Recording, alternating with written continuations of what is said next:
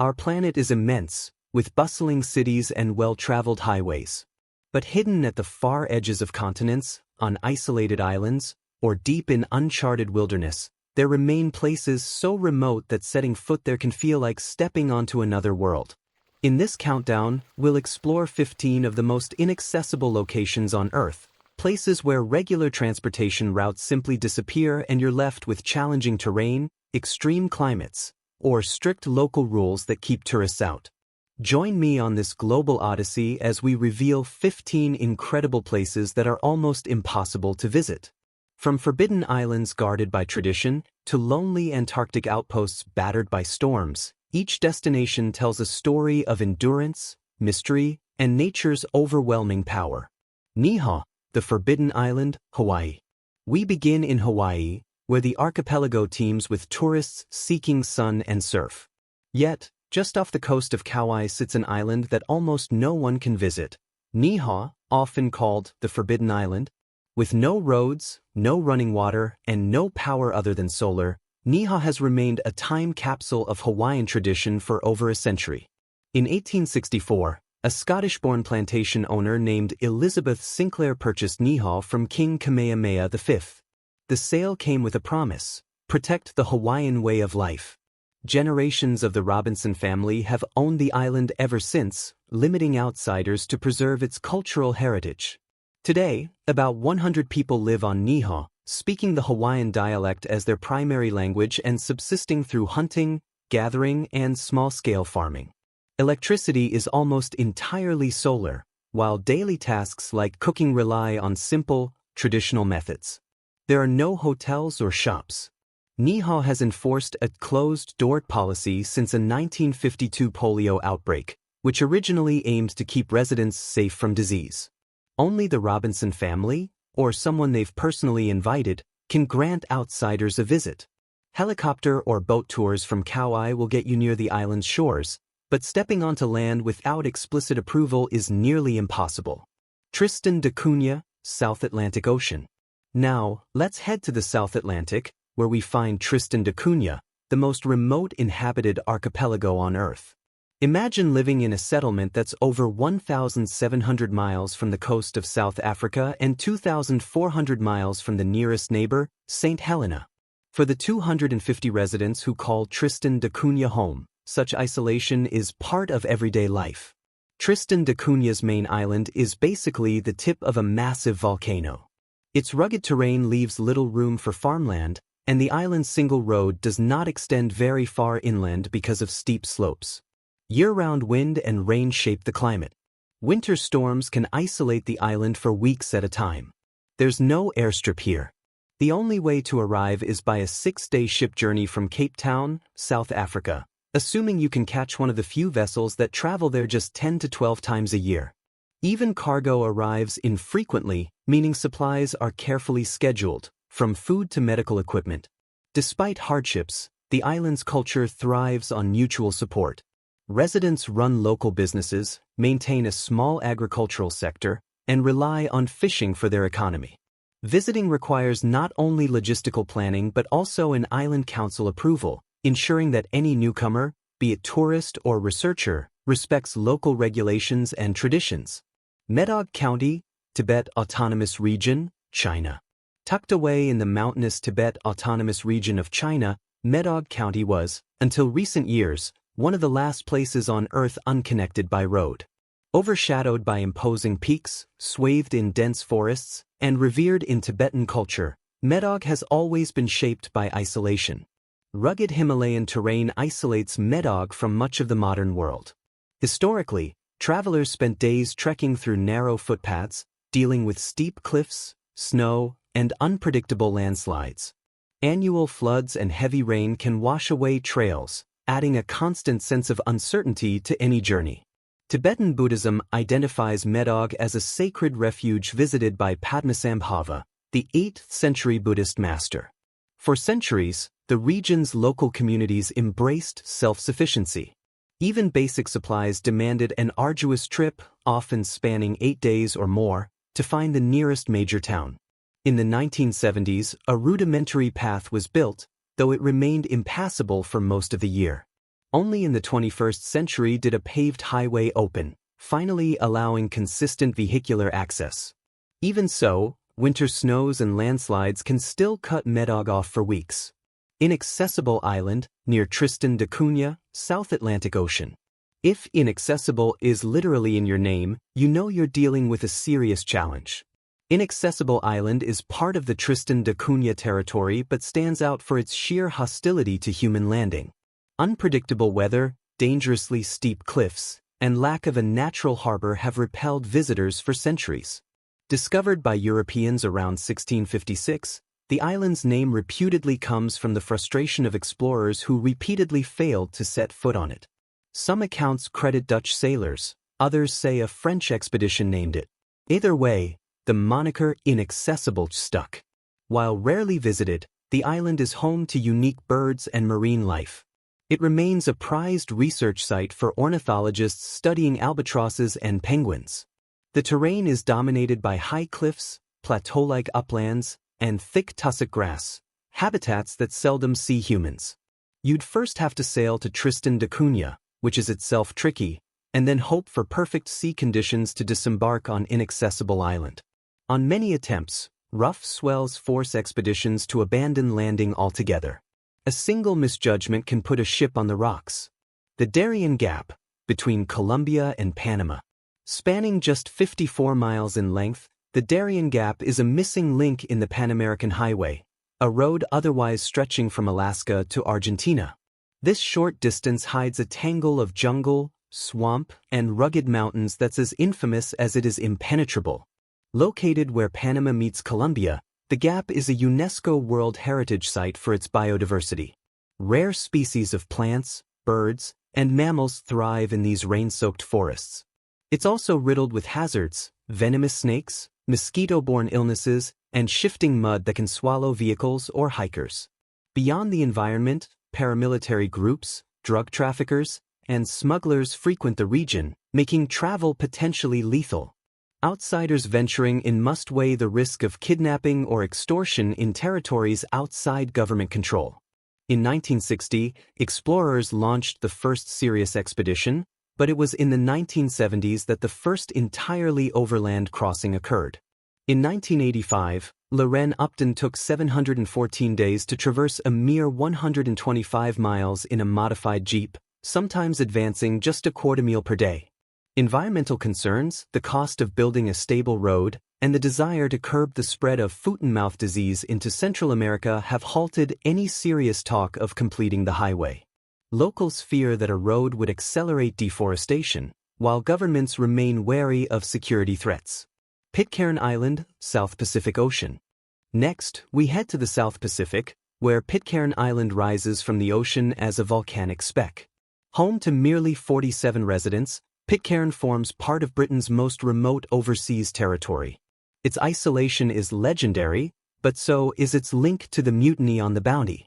In 1789, mutineers on the HMS Bounty, led by Fletcher Christian, commandeered the ship. They eventually found refuge on Pitcairn in 1790, far from British reach. Internal strife decimated many of the mutineers, but descendants survive today, making Pitcairn an open-air history lesson on the Bounty saga. Pitcairn sits over 1,400 miles from Tahiti and 3,000 miles from New Zealand. A supply ship from French Polynesia arrives every few months. Passengers endure an irregular schedule, often waiting weeks for a spot. Then they must offload at a rocky landing called the landing using longboats. Modern life includes internet via satellite, but resources remain scarce. Everyone pitches in, from fishing and gardening to local governance and craft making.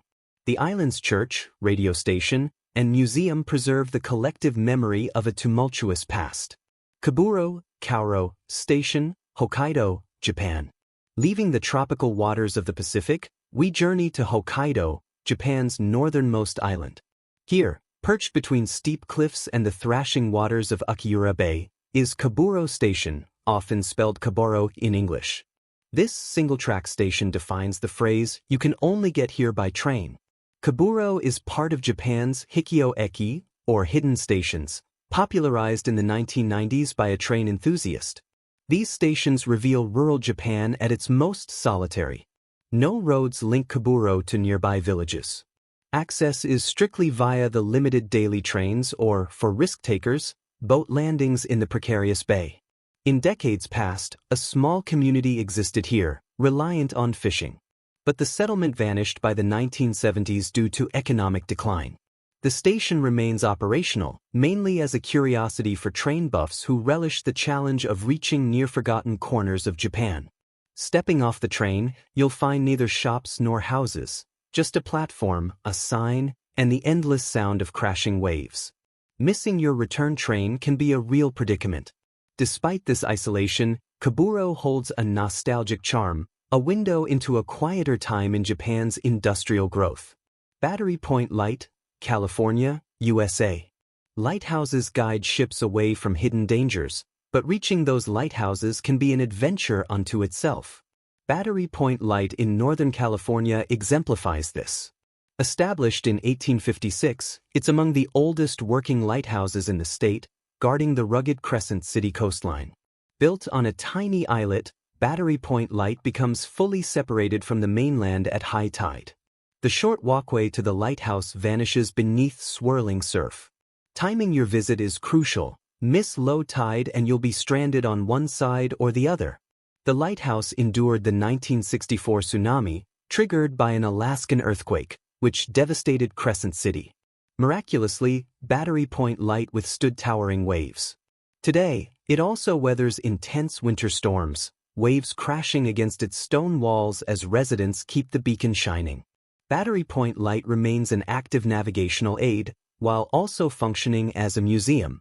Volunteers or a lighthouse keeper staff rotate in, maintaining old records, artifacts, and the beautiful Fresnel lens.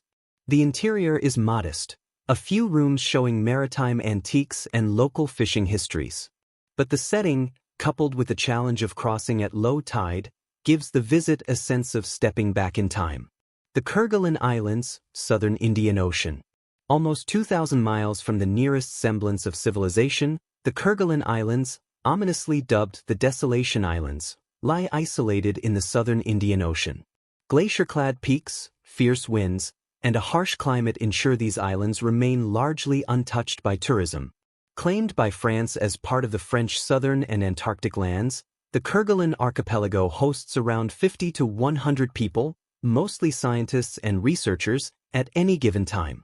The main base, established in the 1950s, endures extreme cold and powerful gusts that can surpass 100 miles per hour. Forget airports, Kerguelen's rough terrain and inclement weather would make a runway impractical.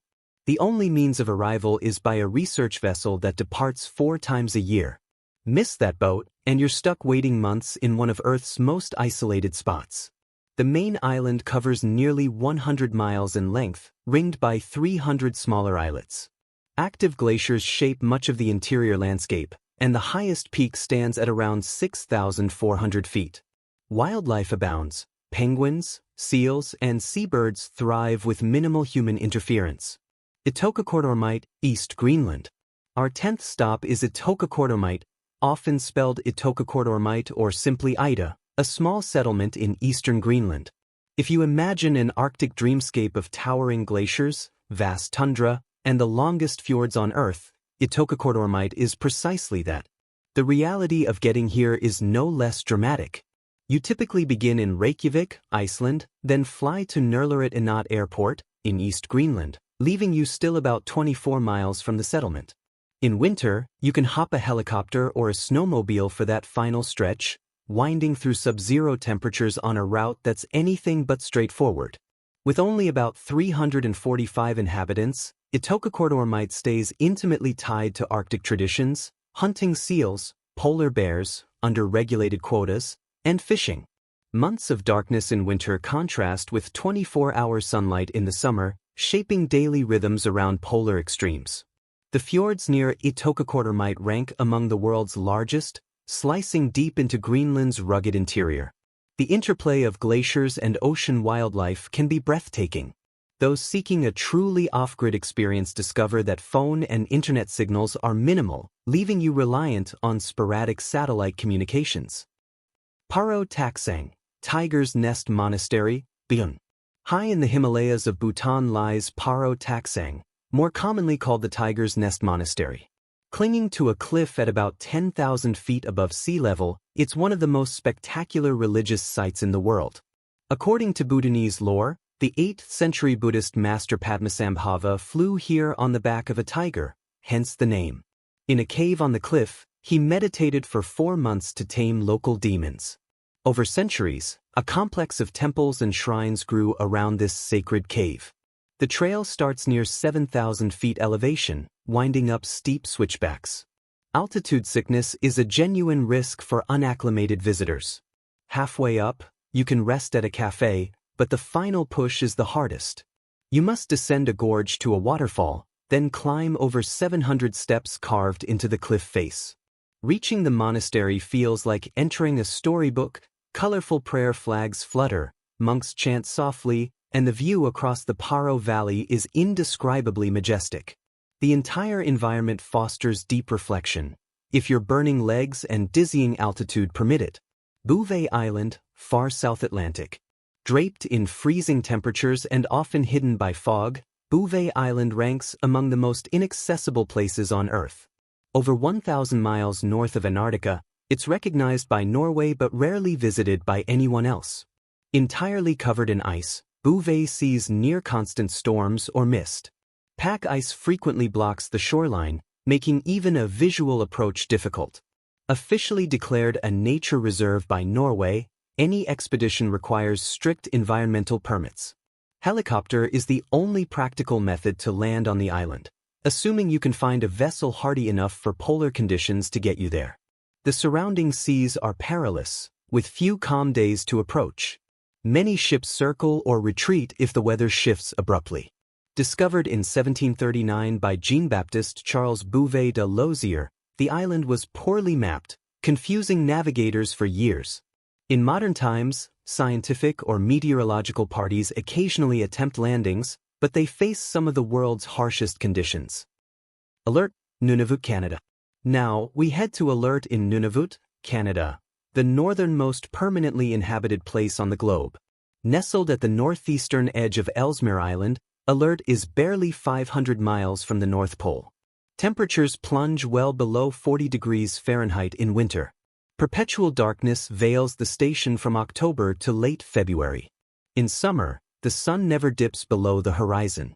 Only around 50 individuals, rotating staff from the Canadian Armed Forces and science teams, live here at a time, often for short assignments. Established in the 1950s, Alert was critical for SIGINT, signals intelligence, against the Soviet Union. Its location allowed interception of radio communications. Today, it still supports global monitoring tasks, though details remain classified. Supplies and personnel arrive via military transport planes that must navigate unpredictable Arctic weather. Sea routes are impossible year-round due to thick ice.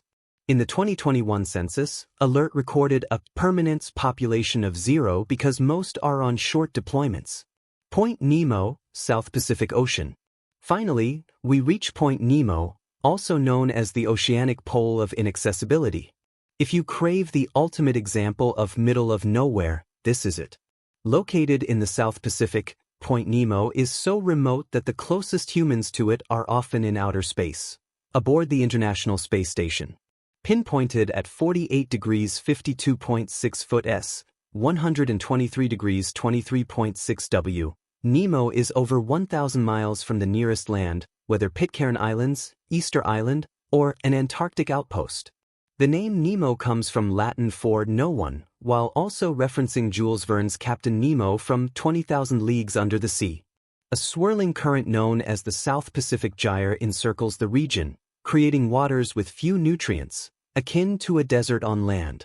Marine life here is surprisingly sparse. This emptiness is exactly why it's used as a spacecraft cemetery, where decommissioned satellites and station modules are deorbited to crash far from shipping lanes. Astronauts in the ISS circle Earth at about 258 miles altitude, which is closer to Nemo than any person on the planet's surface. Reaching Nemo requires a specialized vessel, advanced navigation, and perhaps the will to spend days in a horizonless sea. NASA plans to deorbit the International Space Station around 2031, aiming it at these waters to minimize risk to populations. Nemo's remoteness ensures any debris falls nowhere near humanity. Thank you for joining me on this journey to 15 incredible places almost impossible to visit. Which of these destinations intrigued you the most? Let us know in the comments. And if you enjoyed this glimpse into the extremes of our planet, be sure to like this video, subscribe, and share it with fellow travelers at heart. Until next time, safe adventuring and keep exploring the wonders of our world, no matter how remote they may be.